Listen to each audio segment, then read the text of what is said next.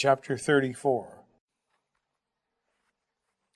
She led me through the pines to a point higher than where I had forced my way over the gully the week before.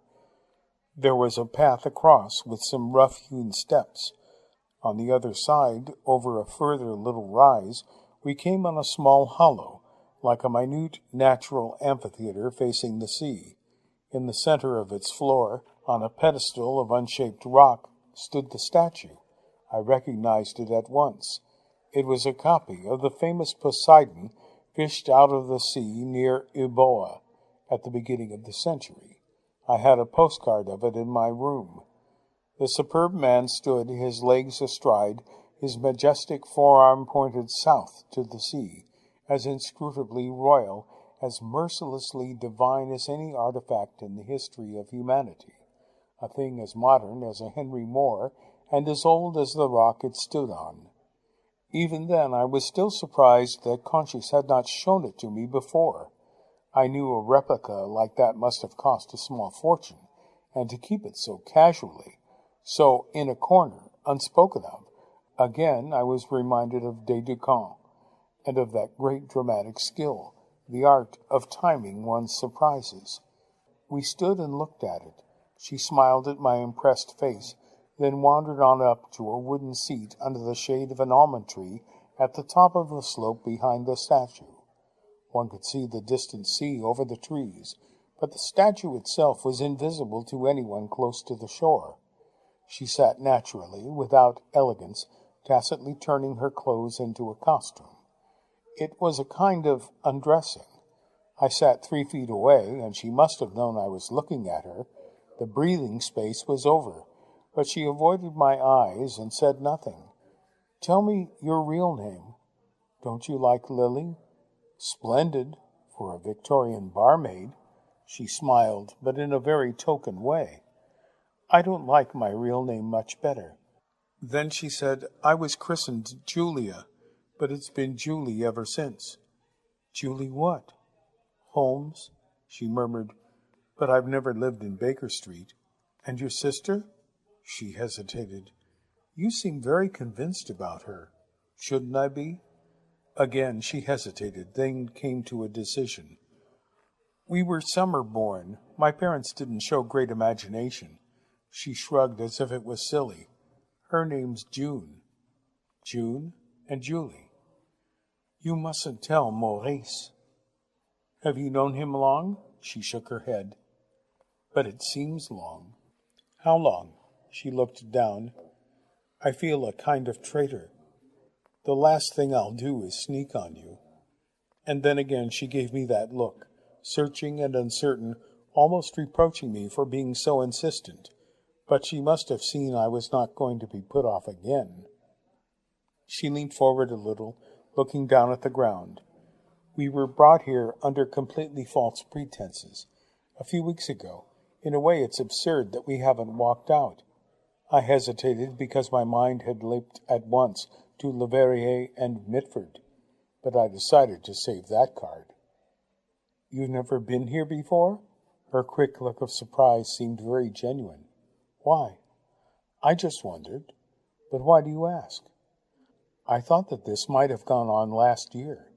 Her eyes searched mine, full of some suspicion. "Have you heard?" No, I smiled. "Just guessing, speculating." "What were the false pretenses?" It was a little like goading a recalcitrant mule.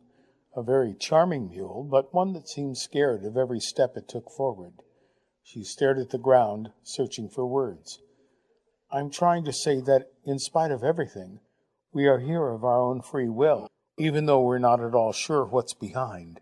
Everything that's happening, we do feel a sort of gratitude, a kind of trust, really." She paused, and I opened my mouth, but she flashed me a glance of appeal. "Please let me finish." She put her hands to her cheeks for a moment. "It's so difficult to explain, but we both feel we owe him a lot. And the point is, if I answer all the questions I fully understand you must be burning to ask, it would be like telling you the story of a mystery film just before you went to see it." "But surely you can tell me how you got into the film." Not really, because that's part of the plot. Once again, I was losing her.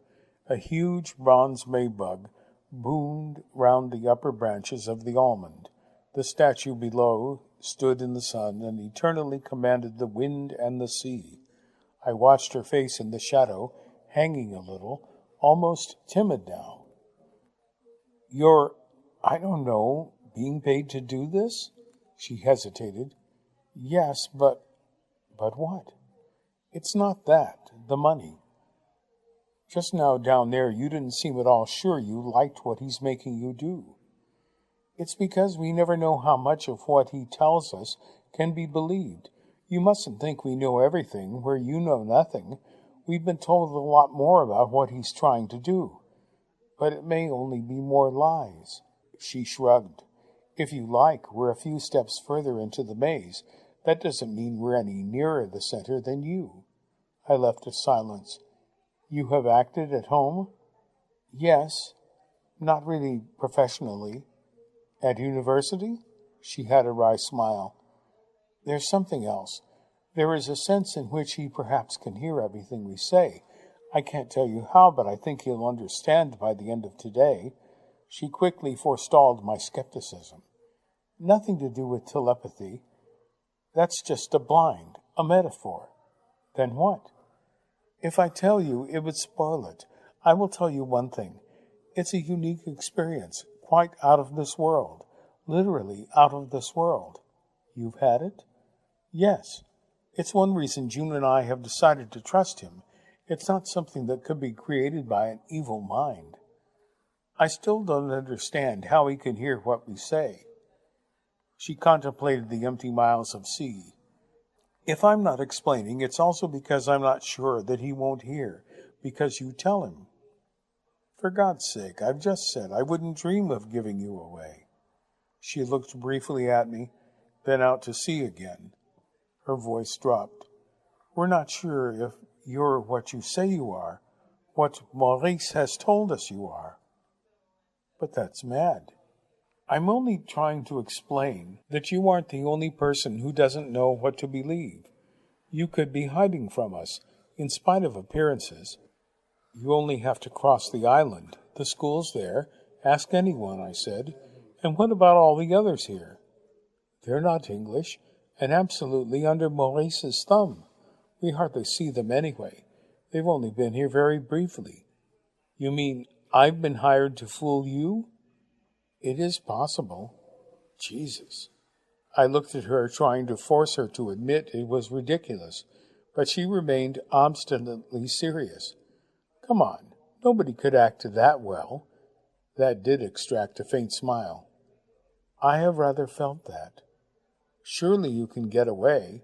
I can take you round the school. He's made it very clear that I mustn't do that. It would only be paying him back in kind. The irony is, But she shook her head. Julie, you can trust me. She took a breath. The irony is that I'm not even sure that I'm not meant to break the rules. He is the most fantastic person. Hide and seek. It's really much more like blind man's buff.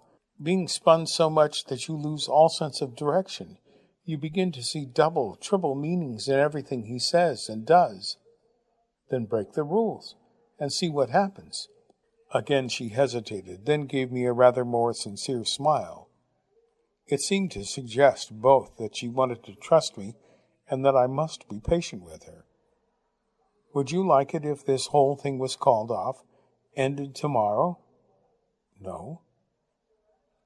I think we're here very much on his sufferance.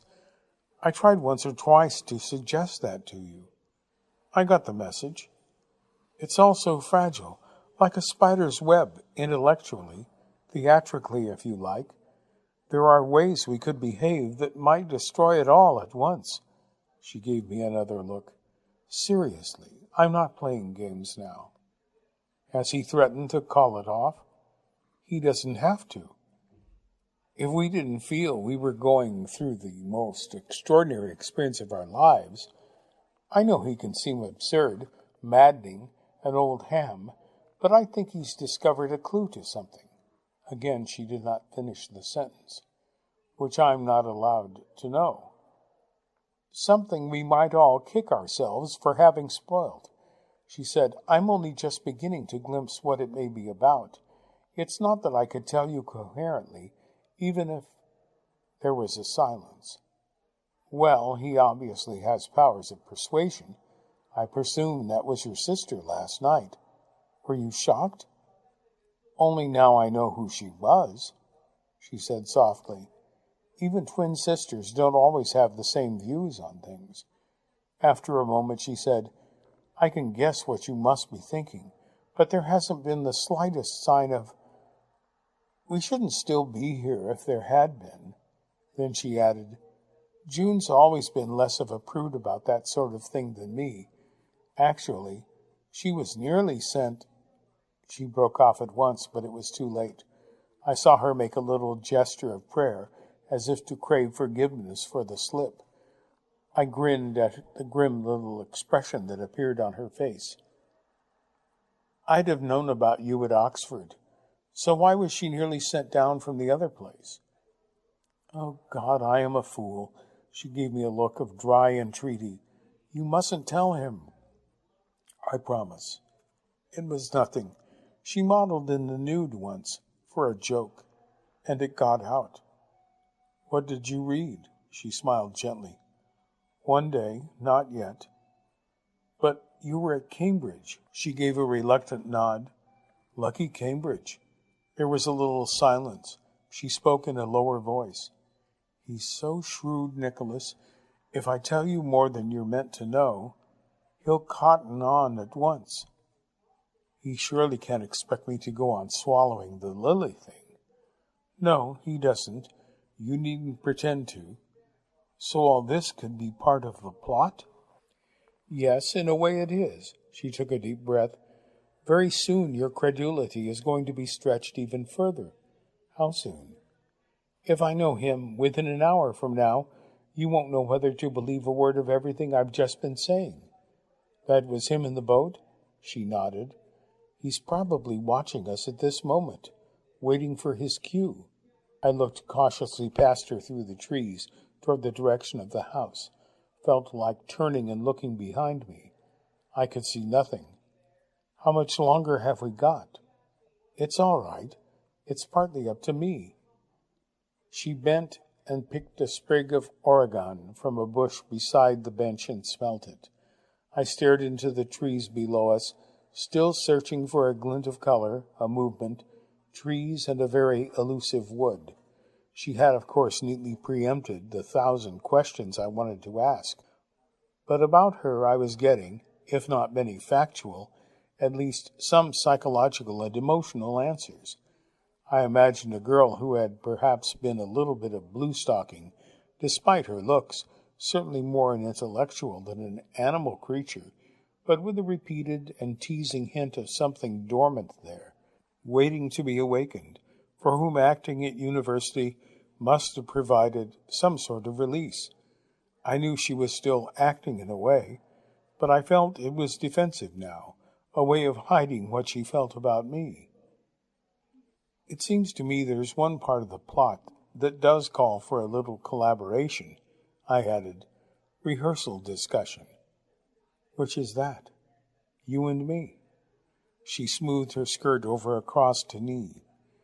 You aren't the only one who's had a shock today. 2 hours ago was the first time I heard about your Australian friend. I told you the perfect truth down there. That's exactly how it is. I'm sorry I sounded so inquisitive. It was just what? Suspicious, if you had meant to confuse me. If I'm asked here, nothing will take me to Athens. She said nothing. Is that the general plan? As far as I know, she shrugged. But it depends on Maurice. My eyes were sought. We really are also flies in his web, she smiled. I'll be honest. He was going to ask you, but we were warned at lunch that it may be called off. I thought he was in Nauplia. No, he's been on the island all day. She fingered her sprig of oregon, and I kept looking at her. But my original point, this first act has apparently required you to attract me. Anyway, that's been the effect. You may be another fly in the web, but you've also been doubling as the kind they tie on hooks. It was a very artificial fly. Sometimes they work the best." Her eyes were down. She said nothing. "You look as if I shouldn't have brought this up." "No, You're quite right. If it was a reluctant performance, I think you ought to tell me. If I said yes or no to that, it wouldn't be the complete truth, either way." "Then where do we go from here?" "I think as if we'd met quite naturally, somewhere else." "In which case?" She hesitated. She was shredding the leaves from the little stem, preternaturally intent on that. "I think I'd have looked forward to knowing you better." I thought of her performance on the beach that morning, but I knew what she meant. Her real self was not one that could be rushed. I also knew that I must show her I had understood that. I leaned forward, elbows on knees. "That's all I wanted to know," she said slowly. "Obviously. I am meant to be one reason you want to come back here." "It's working," she said diffidently. "This has been something else that's worried me. Now it's come to this. I don't want to mislead you." She said no more, and I jumped to a wrong conclusion. "There's someone else?" "Just that I've made it very clear to Maurice that I'll play parts for him. I'll do what I did this morning. But beyond that—" "You're your own mistress." "Yes." "Has he suggested?" "Absolutely not. He said all along that if there's something we don't want to do, we needn't. I wish you'd just give me some clue about what's behind it all." "You must have made some guesses. I feel I'm some sort of guinea pig, God knows why. It's mad. I turned up here by pure chance 3 weeks ago, just for a glass of water." "I don't think it was pure chance. I mean, you may have come like that, but if you hadn't, we'd have found some way," she said. "We were told you were coming, before you did, when our own first supposed reason for coming here was blown sky high." "He must have told you something better than just playing games." "Yes." She turned toward me, an arm along the back of the seat, with an apologetic grimace. "Nicholas, I can't tell you more now. Apart from anything else, I must leave you. But yes, he did tell us something better. And guinea pig? That's not quite right. Something better than that, too. That's one reason we're still here, however it may seem at the moment." She looked down at the sea between us. "And one other thing. This last hour's been a tremendous relief to me. I'm so glad you forced it on us," she murmured. "We may have got Maurice very wrong, in which case we shall need a knight-errant. I'll get my lance sharpened." She gave me a long look, still with a hint of doubt in it, but which ended in a faint smile. Then she stood. We walked to the statue, say goodbye. You returned to the house. I kept sitting. "Shall I see you later?" "He's asked me to stand by. I'm not sure. I feel like an overcarbonated soda bottle, bubbling with questions. Be patient." She reached out a hand to make me stand. As we made our way down the slope, I said, "Anyway, you did the forcing, pretending Lily Montgomery was your mother." She grinned. "Did she ever exist?" "Your guess is as good as mine." She slipped a look at me. "If not better. I'm glad of that. You must have seen you're in the hands of someone who's very skilled at rearranging reality." We came beneath the statue. I said, "This thing tonight. Don't be afraid. In a way, it's outside the game, or perhaps at the heart of it." She left a second, then she turned to face me. "You must go now." I took her hands. "I'd like to kiss you." She looked down. There was a faint return of the Lily persona about her. "I'd rather you didn't." "Because you don't want me to?" "We are being watched." "That's not what I asked." She said nothing, but neither were the hands taken away. I put my arms round her and drew her close. For a moment she held her face turned. Then I was allowed to find her lips. They remained tightly closed, ungiving against mine except for one small tremor of response just before she pushed me away. By the standards of my past, it was hardly a sexual embrace at all. But there was something oddly shocked and disturbed in her eyes for a moment or two, as if it had meant more to her than to me, as if something she had determined should not happen very nearly had. I smiled to reassure her. A kiss like that was no crime. She could trust me. She stared, then her eyes dropped. It was disconcerting. All the rationality of the last half-hour seemed to lapse for no reason. I thought perhaps she was acting a part again, for the benefit of Conchis, or whoever else was watching. But her eyes came up again, and I knew they were meant for me alone.